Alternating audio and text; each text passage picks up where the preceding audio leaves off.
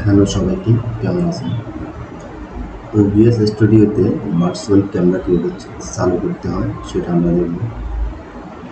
তো সেজন্য আমাদেরকে দুটো ফোল্ডার ক্লিক করতে হবে। প্রথমে আমরা এখান থেকে একটা ফোল্ডার ক্লিক করি। তো এটার যে কোনো নাম দেওয়া যায়,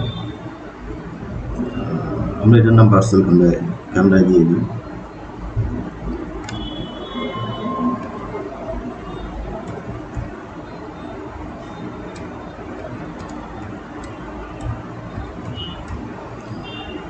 ভার্চুয়াল ক্যামেরা দিয়ে আপনি এখানে ক্লিক করবেন। করার পরে আমাদের অ্যাকাউন্ট ওখানে চলে গেছে। আপনি এখান থেকে প্রথমে তো ফোল্ডার ক্লিক করা আছে গ্যালারির জন্য, সেখানে প্লাস আইকনে ক্লিক করুন, ডিসপ্লে ক্যাপচার এখানে একটা ক্লিক করুন এবং এখানে একটা ফোল্ডার ক্লিক করুন এবং ওকেতে ক্লিক করবেন।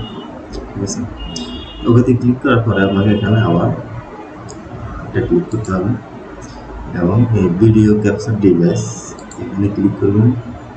ক্লিক করার পর ওকে দিয়ে দেবেন। ওকে, আমাদের কিন্তু এখন ক্যামেরাটা চালু হয়ে গেছে এর সামনে। এখানে আপনি এটা রাখবেন OBS ভার্চুয়াল ক্যামেরা, বা এটা HD ইউজার এটা রাখতে পারেন। এখানে একটা ক্লিক দিলে তো আমাদের হয়ে গেছে।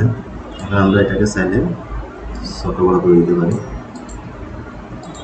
এটাকে আমরা যে কোনো জায়গায় বসাতে পারি এবং আপনি এখান থেকে বার হয়ে গেলেও কিন্তু আপনার এখন যদি এখান থেকে বার হয়ে যান, আমাদের কিন্তু ক্যামেরা এবং রেকর্ডিং দুটোই চলবে।